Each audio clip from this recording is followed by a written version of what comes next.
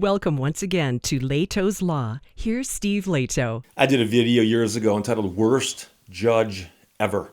And it was about a really bad judge here in Michigan. I had been in front of her, and then she got into really bad trouble, got kicked off the bench, wound up going to jail. And I had people from around the country say, well, Steve, there's a bad judge here, bad judge. And it's kind of hard to say whether or not one judge is the worst judge. And I was doing that for just, make a point. But John sent me a note and said, Steve, check this out. From Louisiana, justices suspend East Baton Rouge family court judge 180 days for abusing power.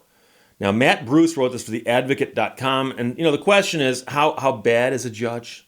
Well, I'm not going to say this woman here is the criminal of the century or anything, but it is sad when you see judges abuse their powers. And I think they went light on this. The judge was suspended for basically half a year, 180 days. And I know it's a little bit less than half, but mathematically. So the Louisiana Supreme Court suspension of an East Baton Rouge Parish Family Court judge without pay for 180 days happened on Friday. And the argument was that she had abused her power, holding people in contempt. And I've had a lot of people ask me about this, and they say, Steve, what is this contempt power judges have? And judges can argue that, you are in contempt of court if you do something that is a flagrant violation of what the court's asking you to do. And you often hear it raised where people misbehave in the court itself. Someone stands up and starts screaming and running around the courtroom, and someone says, sit down or I'll hold you in contempt. I mean, that's something you can imagine happening, right? The question is, what types of things can you be held in contempt for? And is there a process for it, or is it just up to the judge? And I've mentioned a couple days ago that one judge got in trouble for holding people in contempt and jailing them. And the court that was reviewing what she had done said she should have turned those cases over to another judge. And that's one of the best ways to do it. If somebody is clearly in contempt of court in your court, and you hold them in contempt and punish them, some people are going to say that's not right because you're a witness to it and you're the judge, and obviously you might be kind of motivated here emotionally to do more. So you see if another judge in the building will hear the case and call witnesses or review the record or whatever it takes. And if another judge says, yeah, I reviewed this, that person needed to be held in contempt for what they did. Oh, okay, that makes sense. But when one judge just starts holding people in contempt and it's a disproportionate number, it makes you wonder. So the judge has served in the family court in Baton Rouge for about 11 years now. She violated the law when she issued a bench warrant that resulted in a teacher being arrested at the school where she works. Now, you understand that if a warrant gets issued for your arrest and you get arrested, well, you could get arrested at work. The question is, was the bench warrant appropriate? And a bench warrant, by the way, is often issued by judges who have somebody who was ordered to appear before them and didn't show up. And I've seen that before. So the judge will call a case and go, where is so-and-so? Not here. They're a defendant. Is there an attorney here? No. Did an attorney file an appearance? No. The person's got no attorney? Correct. Okay, I'll issue a bench warrant. Judge will issue a bench warrant. And now it depends on how active they are in terms of chasing these down. A lot of times bench warrants just go into the system. And if the police have contacted the person, like say in a traffic situation, they might go, oh, there's a warrant for your arrest and arrest you.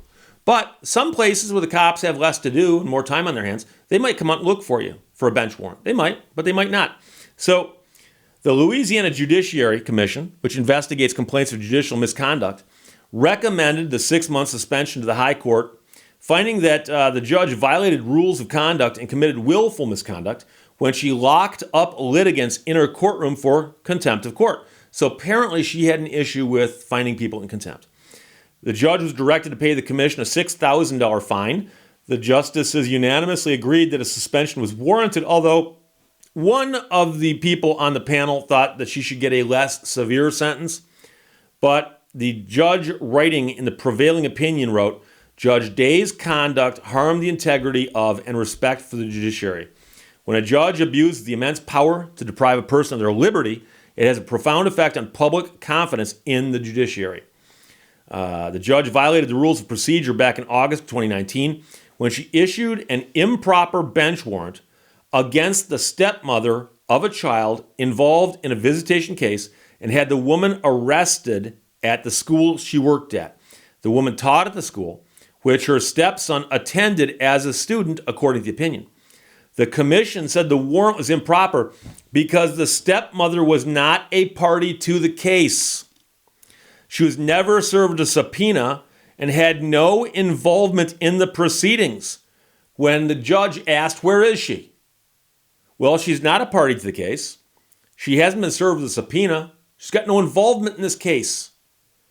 Well, where is she? She's where everyone else is who doesn't belong here. She's elsewhere. So the judge said she thought the woman was standing in for the child's father while he was on a military deployment. She argued that she had acted in good faith and believed the woman's failure to appear was a direct contempt. And I've seen these discussions take place in court. Because remember, judges have got hundreds and hundreds of cases. And on a day, they might have dozens of cases they're working through that day. So you're in court, the clerk or bailiff or somebody hands a file to judge. Judge opens it up. There's a moment where they're reading it, getting up to speed as to what this case is all about. They call the case. Parties stand up, come up with the thing. State your appearances for record. So-and-so for the plaintiff. My plaintiff client is here. So-and-so for the defendant. My client is here. Okay. Judge looks up. Where is the stepmother? Okay, the judge asks that. She's not here, Your Honor. Really? Now, before snapping, she should have said, is she a party to the case? No, she's not. Was she served with a subpoena? No, she wasn't. Okay, that's why she's not here. Now, I'll admit, I've been an attorney for 31 years. 31 years. This woman's only been a judge for 11. But I would assume that if you've been a judge for a decade, you would know that there are people who show up for court for a reason and people who don't show up for court because they've got no reason to be there. And so the fact that she wasn't subpoenaed and was not a party would make some sense, but she issued a bench warrant for her arrest and they went out and arrested her. And I'm only laughing because it's absurd. It is absolutely absurd. So the justices ruled that the judge's order was verbal. Apparently she said, I want this person to be in court. And it was not in writing, which by definition would not and could not qualify as a subpoena. You got to serve somebody with a subpoena to get them into court if they're not a party. Okay? The justices noted the judge was the subject of a previous complaint that resulted in her agreeing to a confidential admonishment in 2018. In 2017, she held an attorney who represented himself in her courtroom in contempt and ordered him to be jailed for 30 days. 30 days. The commission said she never allowed the lawyer to speak in his own defense, as required by law, and she only had the power to jail him for 24 hours. And that point there, I got at earlier when I said the rules on contempt vary wildly from state to state. But some states say that you can jail somebody for contempt under your own authority without having a hearing in another courtroom by basing it on what you've seen, what appears in the record. So theoretically, if somebody's in contempt of court, theoretically, she could order him locked up for 24 hours.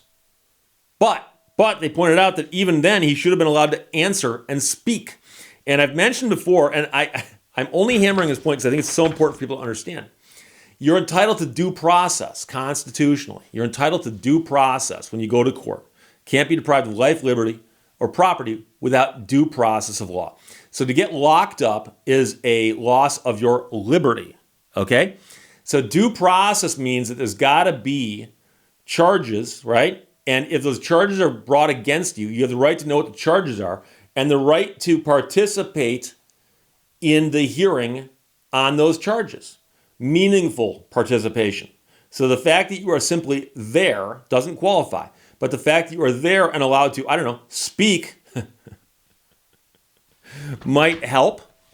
And so the idea that an attorney is held in contempt and says, may I address this? And she says no and locks him up for a month. That's a major problem. And in fact, that to me is more egregious than having this woman arrested. Although, we're splitting hairs here. Those are both horrible, horrible things. She had a non-party arrested at her workplace in front of all kinds of other people when there was no reason for her to be someplace else. So a 5th District Justice who was on this panel agreed that the judge had made a mistake, but he disagreed with the severity of her punishment. He says, if a party who has been served fails to appear for trial, trial may proceed without that party. It is not the responsibility of the trial judge to round up the participants. And I have no idea why he says that. It's got nothing to do with this case. Obviously, it's not her job to round up participants. But apparently she thought it was.